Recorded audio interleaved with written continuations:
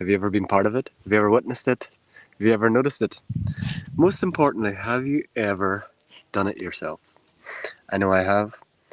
And the more I come to realize, the more grounded I become, the more rooted to the earth, the more human I become, the more I realize how much of this I've done over time.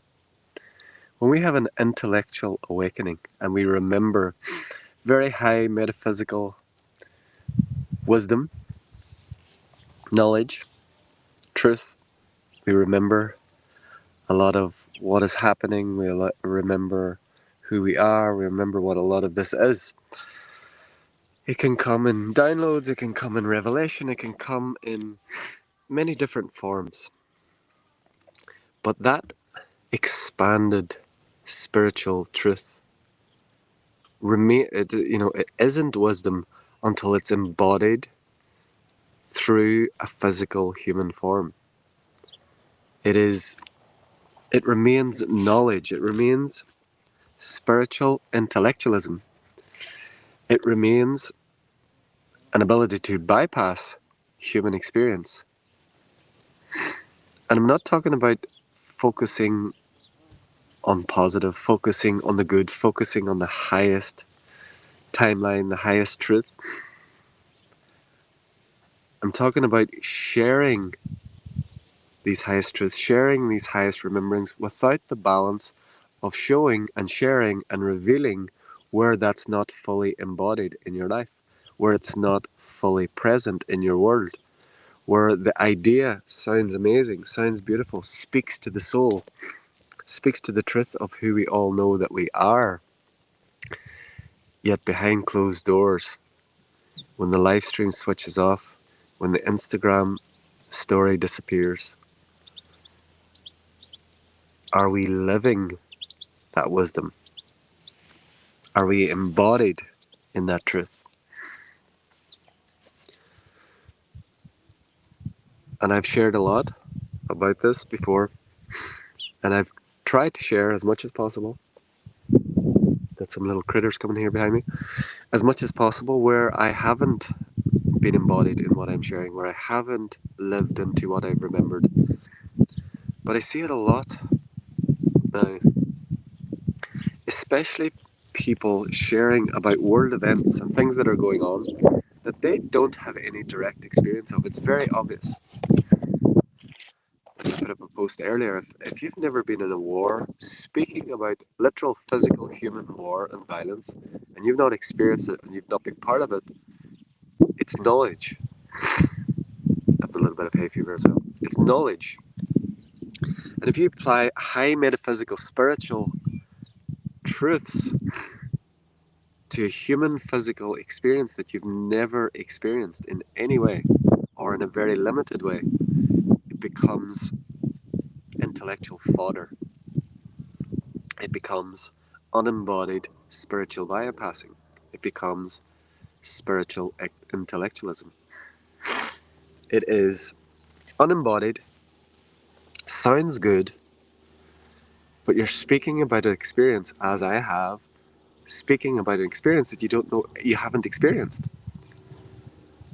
On the very high metaphysical plane, we can say, and it is true, that we are part of everything and every experience is already within us. But from the human realm and from the human perspective, something that you haven't experienced in a human body, in a human realm, it's not embodied wisdom. It's just a concept. It's just knowledge. It's just an idea. And applying a high metaphysical, spiritual frame for an unembodied human experience is the bypass, is the intellectualization of a spiritual concept that hasn't been embodied.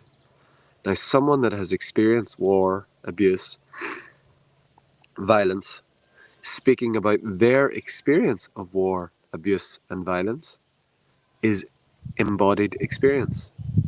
And whether they speak through the spiritual lens or they speak through it from a purely human experience, it's an embodied wisdom. And you can look at it through many different frames. But I'm just sharing this today because I'm going to be very careful going forward, especially in these intense times where We're recording this just after the solstice, June solstice, and the shadows, the darkness, the underbelly of humanity has been revealed again and again and again in more intense ways in June 2025 here.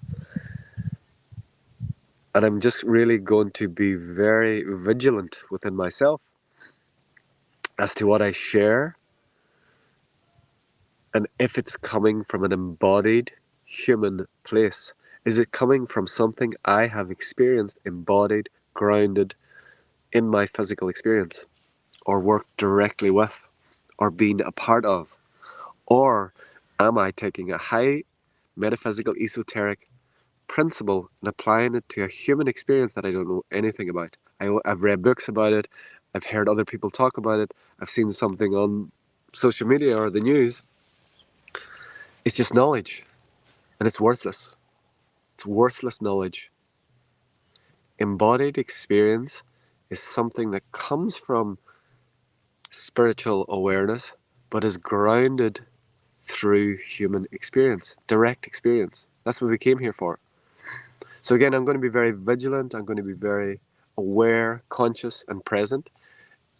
If parts of me wants to share human experiences, like I've never been in a war.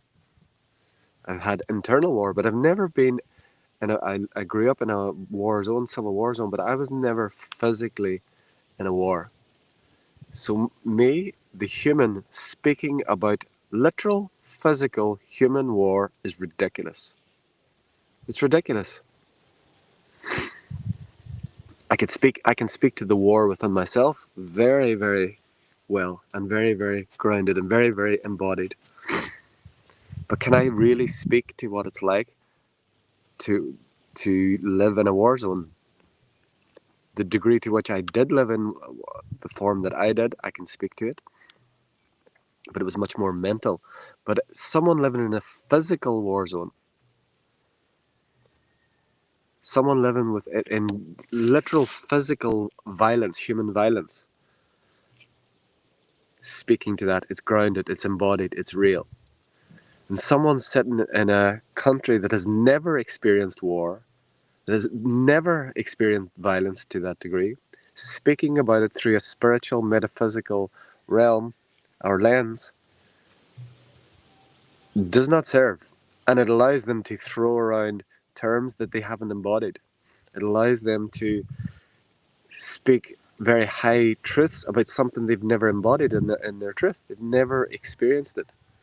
And again, just be clear, it's not about focusing on the negative. It's not about reaching for the highest truth.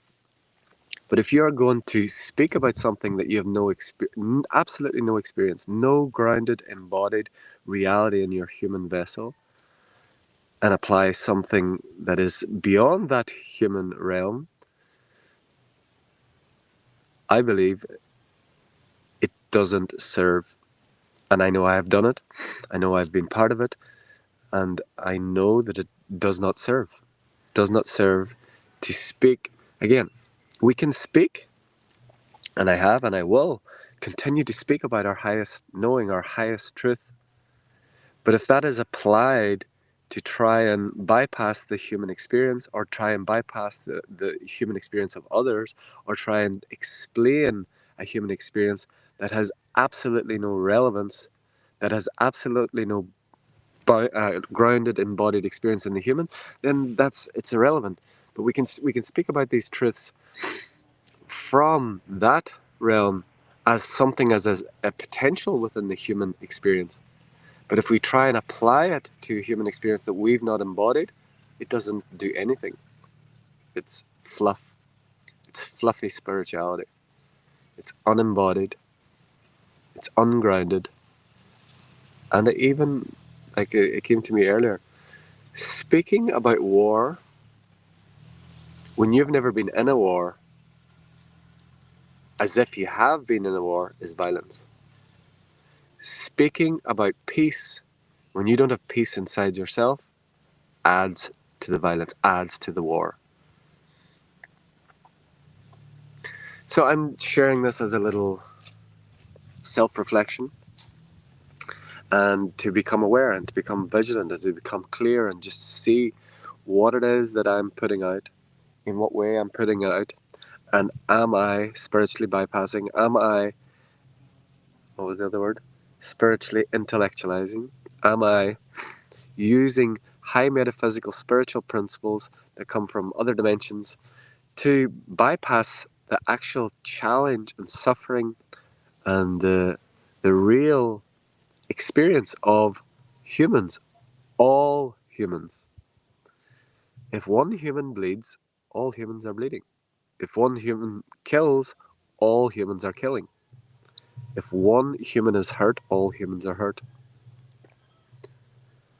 And then we get the extreme versions of this where beings in human bodies claim not to be human. I've had this. I've had beings telling me that they're not human anymore, and then a few weeks later telling me about their human relationship challenges. We are not only human, but if you're watching this video, you are a part of you is focused as a human. And like the ultimate spiritual bypass, metaphysical bypass, is to really remove yourself completely from any human empathy, any human compassion, and claim to be this non-human being, which in truth it's one part of us. One part of us, many parts of us are not human. But if you're watching a video on YouTube or Facebook, which you are if you're hearing these words, means a part of you is physically focused, a part of you is within the human realm, a part of you is part of human interactions, and every single thing that humans go through is a part of you. It's a part of us. We don't get to just choose the fluffy stuff. We don't get to just use the high metaphysical principles to mask and bypass the pain, suffering, and challenges that humans face on Earth now. And have always done. And as we rise in consciousness, it expands as a sphere. All the bypassers that want to escape and just go straight up and they think they want to escape this prison planet. The expansion of consciousness expands as a sphere. So as you expand, quote, upwards, you expand outwards and you expand downwards and you expand inwards. Evolution and involution. So the expansion of consciousness allows you to feel, not remove yourself from human suffering and human pain. It allows you to experience more of it. It allows you to feel more of it, unless you try and bypass and try and become the hyper spiritual, multidimensional being only, and you're trying to escape this human meat suit. Then you add to the ability of other humans to hurt and harm other beings because they don't see them as humans, the literal physical ones. They see them as animals, they see them as dirt, they see them as less than. A human that can kill another human can only see them as less than what they believe themselves to be. And a so-called spiritual, multidimensional being that removes themselves completely from the human experience without empathy, without compassion, without realizing that they are part of everything, which is the all of everything, the dark, the light, the up, the down, the here, the there, the in, the out, the violence, the peace. They add to the ability for another human to treat another human as less than human. In the most extreme sense, violence, war, killing. So I am going to own my part in this and say that I've done this many times and I've seen it within myself. Maybe I've even done it today, who knows. I know I have spiritually bypassed into multidimensionality. I know that I have spiritually intellectualized things. I know I've shared expanded wisdom, expanded knowledge, remembering that I haven't fully embodied in my life. Am I at peace in my life all of the time? No. Am I always living to what I've come to remember? No. Do I have conflict in my life? Yes. Do I feel rejected? Do I feel sad? Do I feel separate? Do I feel lonely? Yes. Do I experience joy? Yes. Do I experience love? Yes. Does my heart open? Does my heart close? Yes. All of it. I feel all of it as I know all of it to be. All of it is ever expanding. in my experience. So all of it is a misnomer. All of it that I am able to experience in any given moment. So yeah, I'm just calling myself on this spiritual bypassing, calling myself on this spiritual intellectualization. I don't even know if that's a real word, but it is now. And just being vigilant, being present, being aware where I continue to add to that. Where do I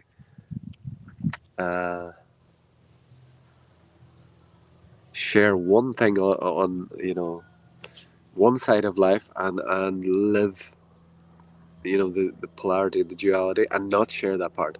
And it has been my journey to be very open on that and share it, but I know there are times where I haven't, and so I'm calling myself on that and exposing that. And what is this? Another little being coming. Some little critters are right here. So yeah, just exposing this, sharing it, and when I share it publicly, it becomes more aware in my field. And whenever the tendency to want to do it or unconsciously do it, I'm bringing the unconscious conscious, bring the subconscious here, so that I may be aware and so that I no longer add to what I've just shared. So this has been a little sharing, opening, and revealing of oneself to keep myself accountable, to be accountable to self, to be accountable to who I am and what I add to this collective, what I have brought forth and what I continue to bring forth. Because I know I am one, and I have had direct experience through an opening in consciousness of what it's like to be on both sides through sacred plant medicine. I got an experience. Again, it's a metaphysical experience, but I got an experience what it was like to be the victim, the victimizer. I got an experience what it was like to be like a whole army killing loads of people, and I got an experience what it was like to be the people being killed. I got a metaphysical experience of that. Not, of course, not a physical human experience. So I'm very careful as to how that is shared. Because I could share that experience with someone who's in literal war now and say, I experienced what it was like to be the army killing and people kill. But is that an embodied experience? No.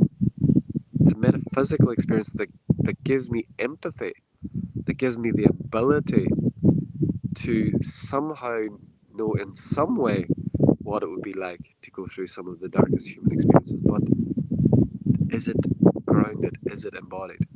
That's a work in progress. That's a masterpiece in the making. So that's the sharing for today. And you can hear my nose is a little bit blocked. So in a field of hay with hay fever, which I've come to realize is a rejection, ironically, is a rejection of my human incarnation, is a rejection of being on the earth. It's a rejection of being embodied. It's a rejection of nature. So how ironic that I would be speaking about this in a field of hay while having a blocked nose with hay fever. But here we are.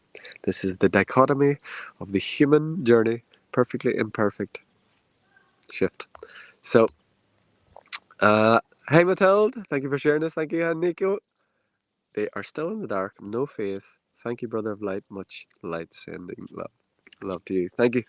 Yes, if you have any comments, challenges, questions, queries, please put them below. And I'd just like to remind this one and open to the reason I am here.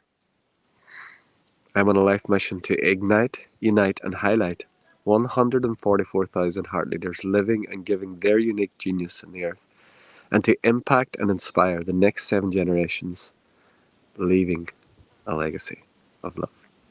Until next time, from my heart to yours, the divine in me sees, loves, and honors the divine in you. Namaste. We